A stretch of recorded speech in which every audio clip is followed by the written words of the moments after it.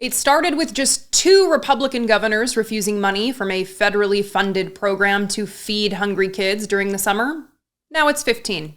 My name is Brittany Page, and this is the Page Perspective. The Summer Electronic Benefit Transfer Program for Children, also known as Summer EBT, it's a program that the government has been researching for several years to determine the best way to implement a system intended to cover for the summer months when children are not in school and at increased risk of missing meals. And when I say researching, I mean the government tested several iterations of the program over several years, collecting and analyzing data to land on the best, most effective approach.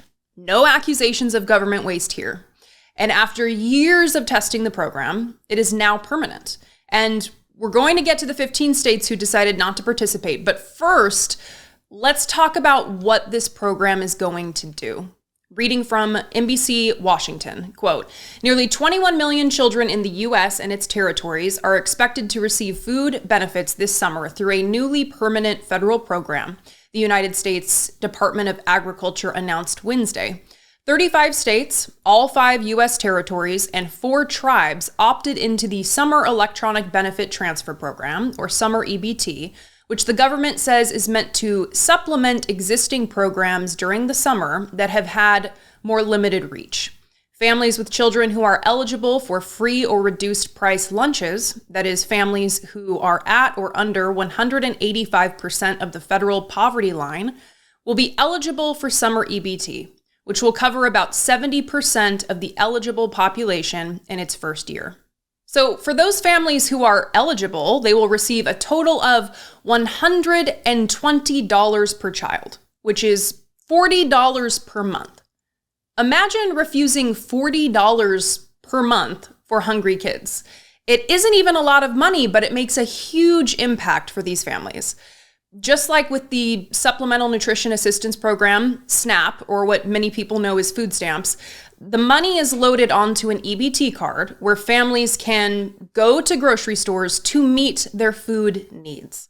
Not only is this food for kids and families, and this message specifically goes out to the 15 Republican governors refusing to participate in this program, it is also good for the economy. Quote, the USDA estimates it will provide a total of $2.5 billion in grocery benefits in 2024 through the Summer EBT program.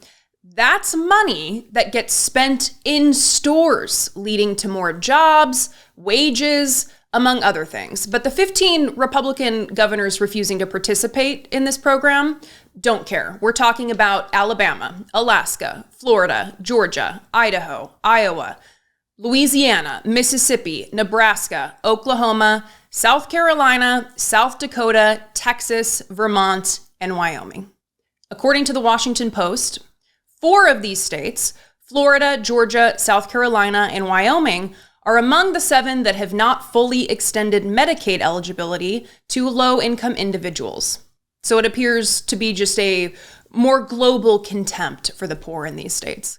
And some of these states don't want to feed hungry kids during the summer, but they do want to weaken child labor laws. Iowa being one of the worst here, with Governor Kim Reynolds just last year signing a bill to allow, among other things, allowing employers to hire teens as young as 14 for previously prohibited hazardous jobs in industrial laundries, or as young as 15 in light assembly work, allowing state agencies to waive restrictions on hazardous work for 16 to 17-year-olds in a long list of dangerous occupations, including demolition, roofing, excavation, and power-driven machine operation, and extending hours to allow teens as young as 14 to work 6-hour nightly shifts during the school year.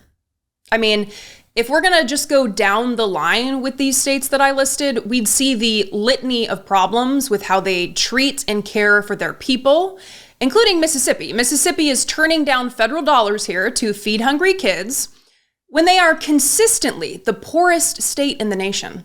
Roughly 28% of children in Mississippi are living in poverty. And of course, Republican Governor Tate Reeves was accused of wrongdoing in the welfare scandal. where millions of dollars intended for the poorest in Mississippi were actually funneled to the wealthy people and their pet projects, like the $5 million from the Temporary Assistance for Needy Families Fund that went toward Brett Favre's daughter's college volleyball stadium, or the $2.1 million that went toward an investment in Favre's drug company. Yeah, the football guy. So we're told that the poor are lazy and we shouldn't invest in them, while the rich leech those funds for themselves. And the Republican Nebraska governor can whine about how he, quote, doesn't believe in welfare, while he bends over backwards to ensure corporations and the wealthy in his state disproportionately benefit from his handouts in the form of tax cuts. And listen, some of these states have claimed that they turned down this program because they already have programs to feed kids, like in Iowa, where Governor Kim Reynolds said they have meal sites, places that families can go to visit to get meals during the summer. But any thinking person can see the limitations here, right? That parents need to find time during the day to bring their child to the meal site in order to pick up a meal, that they may need to secure some form of transportation to make it to the site. In fact, reading from the Washington Post, quote, nutrition advocates have long pushed for food assistance programs for the summer months that go beyond existing on-site meal programs that can be hard for parents to access, especially in rural areas. Only about 1 in 6 children eligible for summer feeding sites actually make it there because of transportation difficulties, according to the USDA.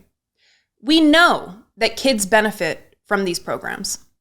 We know that expanding access to these programs reduces hunger, that it helps kids access healthier food, including whole grains, veggies, and fruit.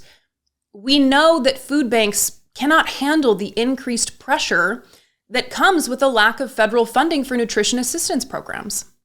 We also know that these states are capable of funding other priorities, whether it's tax cuts for the wealthy and corporations or straight up stealing from welfare funds for volleyball stadiums. We know that choosing not to feed hungry children during the summer is just that, a choice. One I will never understand. I want to end with this from the Washington Post. Quote, in Oklahoma, for example, pandemic food relief money has been helping more than 350,000 children in need for the past 4 summers. Now that money has dried up with no statewide replacement on the way, and nonprofit assistance groups are scrambling to fill the gap. Quote, it's just heartbreaking, said Stacy Dykstra, chief executive of the Regional Food Bank of Oklahoma, noting that 3 in 5 school-age children in her state who qualify for free or reduced-cost lunches at school would be eligible for the new program. Many children this summer won't have access to food they need. It is really scary and gives me goosebumps just saying it out loud to you. It is scary. And we can only hope that people care enough to put pressure on their elected officials to make it clear that they won't stand for this. Feeding hungry kids should be at the top of our priority list. And even if they can't be convinced to do it because it's the right thing to do, maybe they can be convinced if they know it's an investment in the future, in the economy. I want to end with a shout out to everyone who is working at food banks, someone working in government programs that help people secure benefits, anyone volunteering with organizations that work to alleviate some of this suffering. Your work matters, and we're grateful for you. What do you think? I'd love to know. You can call and leave a voicemail, 657-464-7609, or send an email to idoubt@dollemore.com. Please remember to subscribe and share this video with a friend you think could benefit from hearing the message. And before we go, let's shout out our newest community members who have signed up for as little as $1.99 per month to support the work here. Thank you to the newest channel members, William B., South Texas Shark, HK, Julia Gulia, Crystal R, and Debbie S. I very much appreciate your support and look forward to seeing your thoughts in the comments on this. Take care, and I will see you next time.